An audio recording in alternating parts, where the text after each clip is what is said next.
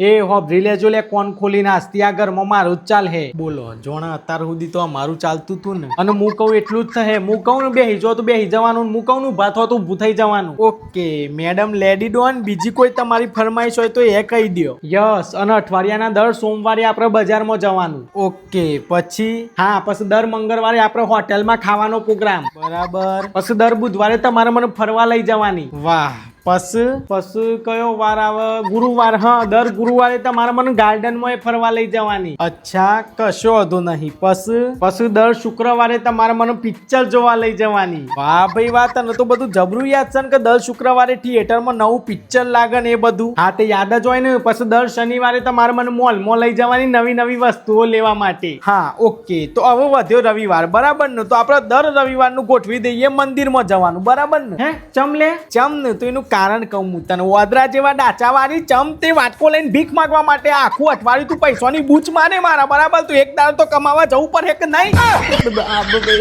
એ દન તમારે એકલો જવાનું હું આરામ કરીશ તારી હમણાં